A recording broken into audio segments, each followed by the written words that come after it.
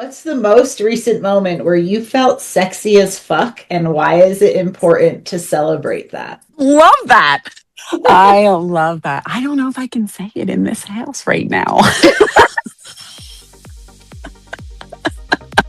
Welcome to Muscle Moments. A few years ago, I couldn't wipe my own ass, get in a shower, or walk myself into a store. Multiple surgeries had taken me apart, and what got me back wasn't a diet. It was strength I'd already built. I'm your host, Dana Wildeboer, and I am obsessed with helping people become the strongest, most capable versions of themselves. I've been an athlete my whole life, and I spent decades working my way to the C-suite in corporate. Those two things, coupled with my own health journey, proved to me that strength is the one thing that impacts everything. Your energy, your confidence, your independence, how you age, and how you show up. That's why I coach the way I coach, and the reason I started this podcast. But now that we're into it, I can't wait for you to hear why people who focus on strength and movement as a pillar of their life love it so much, and how it helps them break through their stories and achieve their dreams. It's raw, gritty, and unfiltered. I'm done watching people settle for small when what saves your life is strong.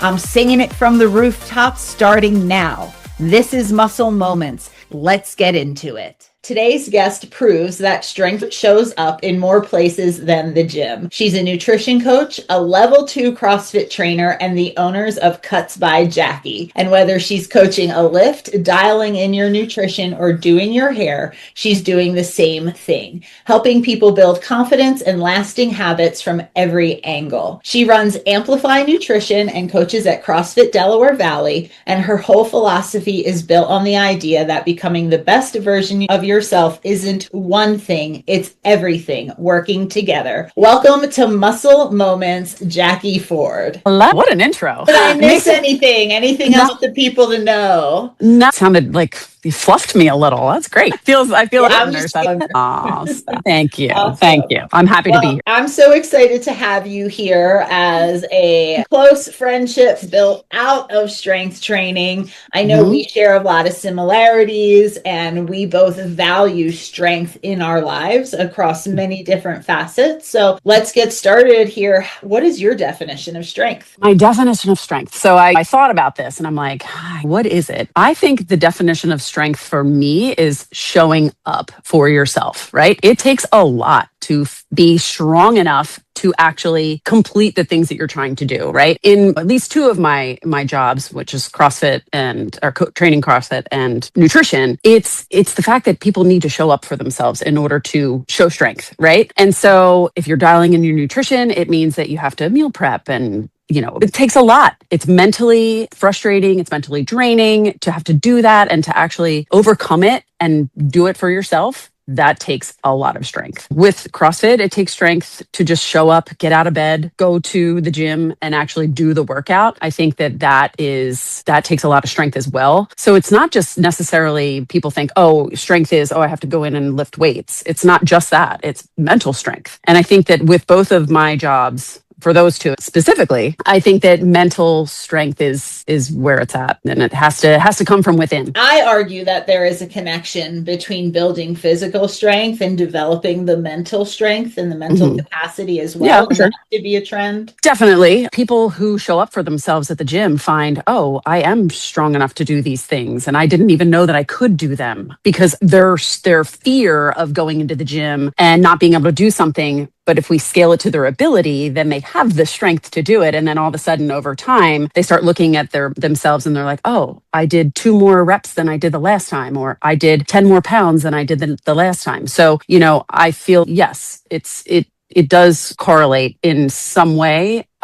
Because you're building strength by just showing up. Because if you're not showing up, you're not building the strength. Well, right? If you're not showing up, you're not building muscles, right? No, you're not. The mental muscles or the physical muscles. Exactly. You talked about scaling. So you and I know what scaling is, but explain it for the audience. Scaling meaning, what is your ability, right? And everybody has a different ability when they come into the gym, especially in a CrossFit gym. CrossFit has this stigma where they think, I can't do CrossFit until I get in shape. Well, what is shape? right? What is getting in shape? Does that mean that you have to have some sort of stamina? Does that mean you have to have some sort of strength? No, it's just showing up to the gym, right? And so going into the gym, looking at the person that I'm training and saying, okay, what can you do? Say it's a push-up and you might not be able to get down to the ground and actually come down, touch your chest to the ground, but you might be able to elevate and go to the wall and press yourself into the wall and press back out. Okay, well, if that's your level, that's where we start. And then we start to move the needle and say, okay, well, this time you're going to do it to a barbell that's raised off the floor. And then we just move that bar down. And, over time, you're now on the floor. And so that's what scaling looks like. It's what can your body do at that moment. I scale now. I've been doing CrossFit for 16 years.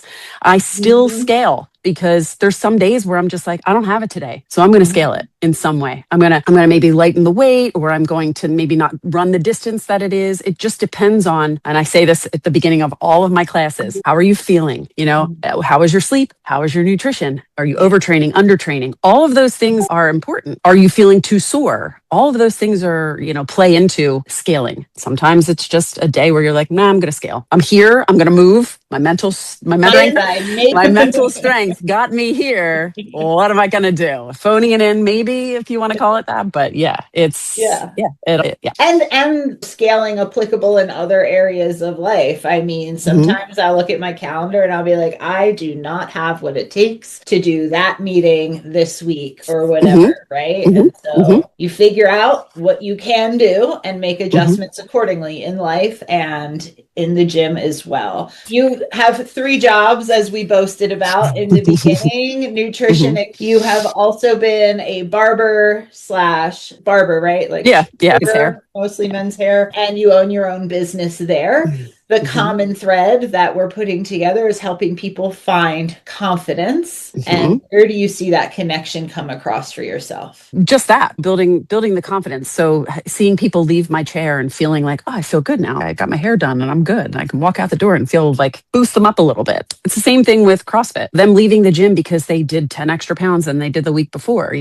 That to me, that's kind of why I have stuck around being a trainer for so long, is watching the confidence in people grow. We celebrate PRs all the time, personal records, all the time. And I get more joy out of seeing somebody succeed. And that's what keeps me going back being a coach, because it's just like any other job sometimes. So you're like, okay, sometimes it's repetitive. Sometimes you're teaching the same thing over and over again. And you're like, okay. But when people are struggling and they start on the wall with the push-up and then they are getting closer to the floor, that for me is where the success is happening. And I'm like, good for you. Like something about that just drives me to want to continue to be a coach. And same thing with nutrition. People that maybe they weren't meal prepping and now all of a sudden they're meal prepping, and you're celebrating that joy. I'm a constant cheerleader. You know about cheerleading, but I am literally a constant cheerleader in every aspect of every job. So I'm billed as a giver. So I guess it's the perfect combination of jobs for me to have, because I'm constantly like, good for you, good for you. Yeah, well, everyone needs a cheerleader, whether it's ourselves or someone outside of us. That's what homies are for in my life. Anyway, something that you keep talking about here is the progression from one thing to the next thing. And obviously, when we're talking about progressing, we're talking about time. And I think some things that get lost in today's social media glorified world is how much time that transformation photo took. So we can talk in terms of transformation photos. Lord knows you and I both have our own, or we can talk in terms of just strength is sexy, going from the wall push-up to the floor push-up. Everybody's different, but like, how do we help collapse that time for people, because they want this thing, right? Like they want that quick fix. But let's be real, what we're talking about, growing muscle, building strength in all facets of life, there is no shortcut cutting that process. Right. And I think that social media ruins that for people. It's similar to the magazine that would come out and the models would be in the magazine and everybody like, I want to look like that model. Now we've got social media that has a million different influencers that are saying, this is how I did it. Do it this way because that's how I did it. They're not telling you exactly, like you said, they're not telling you how long it actually took them to get that. They also aren't telling you, hey, where did they start? Did they start from zero? So I think for me, it's very personal because I started at 0 and now I am where I am. It took 16 years to be where I am now. So I try to explain that to people when they start with me, either in CrossFit or in nutrition. Like, it did not happen overnight. It doesn't happen overnight. It happens with small wins along the way that keep you going. And then over time, you start looking at, oh, wait, I have this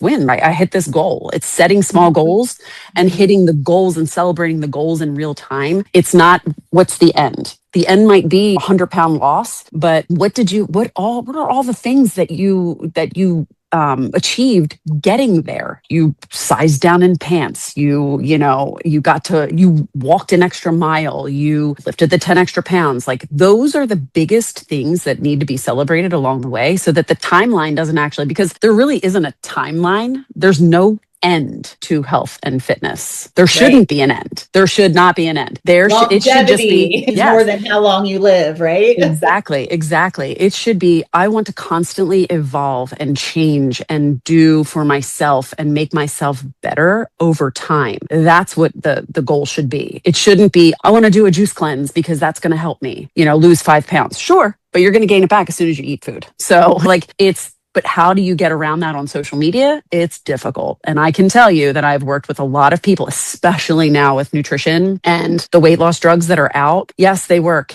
Yes, can you use them to maybe give you a little bit of incentive to help get you on your way? Sure. But you still have to learn how to eat for your body. And it's as a nutrition coach, that makes it very, very frustrating on my end, because they're like, well, no, I have this drug. I'm just going to take this and it's doing it for me. So I don't really have to do anything now. Right. So was the goal health or was the goal aesthetics, right? Exactly. So it comes really like, no, whatever it is, but let's just be honest about it. Right. And I argue the pharmaceutical intervention is great when it's done appropriately. Right. I take progesterone for the perimenopause life. But before I got there, I really focused on the 5 foundations around daily movement, nutrition, sleep, stress management, community. And when I still couldn't sleep and all that other stuff, like sleep was the one that kept being off, I was like, okay, I'm willing to go talk to someone, right? Because what is unknown, but I guess will soon be seen because they're starting to digest these large data sets, is like, when that's not in place, what's actually happening to your body. They have shown what happens when women strength train 2 or 3 times a week, that it's actually totally okay, it seems, right? But what about the people who aren't doing that? And you don't have the answer to this question. It's just like where my head's at with it. I still think there's unknowns that without having that foundation,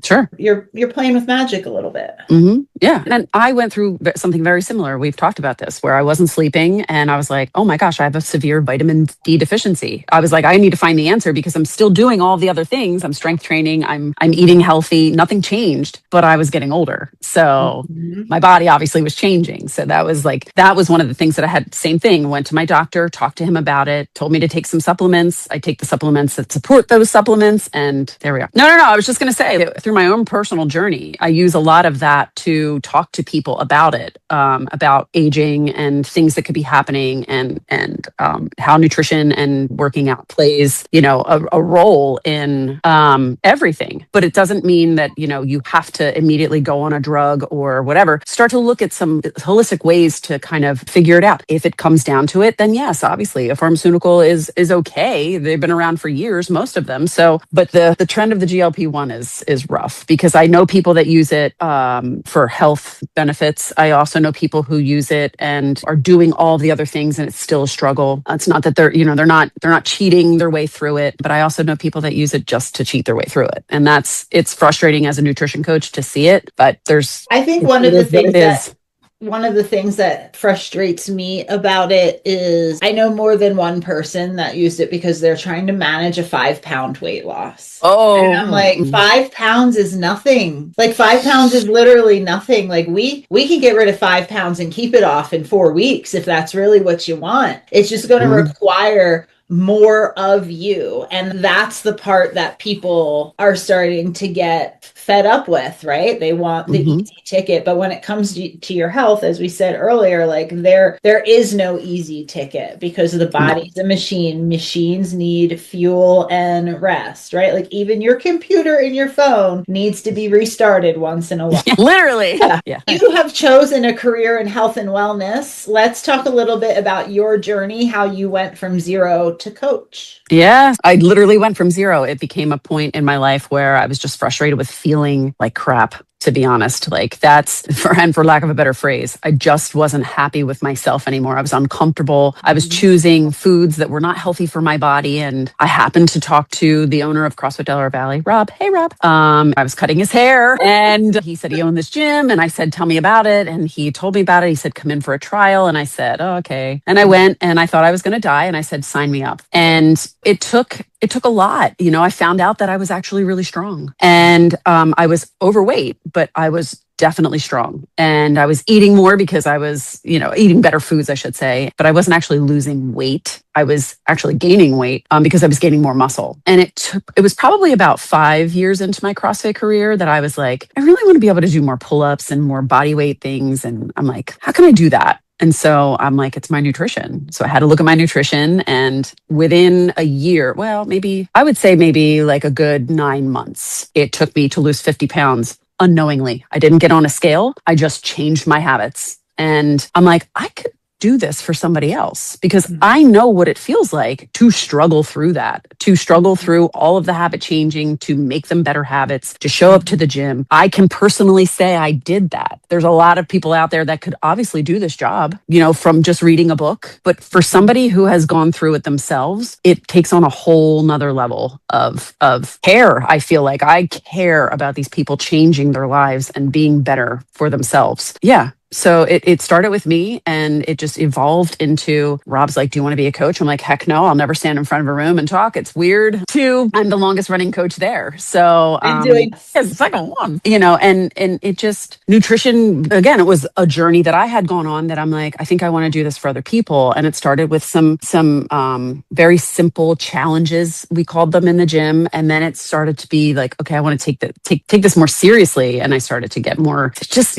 serious about working with people one-on-one and educating myself more and understanding like what people actually needed. And that could be a whole nother segue, but yes. I won't get into all that, but yeah, like it was important to me to make people's lives better. It is important to me. And so, we won't get into like all of the things that go into that, but for someone that's the next one. Yes, episode 2. For someone who's never been able to make fitness or nutrition stick, what would be the piece of advice you would give to them? Show up for yourself. Show up and be consistent. That's the only thing that works. And again, going back to what I had said earlier, creating small goals for yourself to hit along the way. I think that is so, so important because again, the big picture, yes, we want the big picture, but we need to focus on the little things that we need to create to make the big picture happen. And I think making the small wins happen makes people stay more consistent and makes people actually like stay on track and do what they're supposed to be doing. And then they're celebrating themselves along the way. Who doesn't want to get a little gold star every other day? Like it's important. It is important. Celebrating success is very important. Mm-hmm.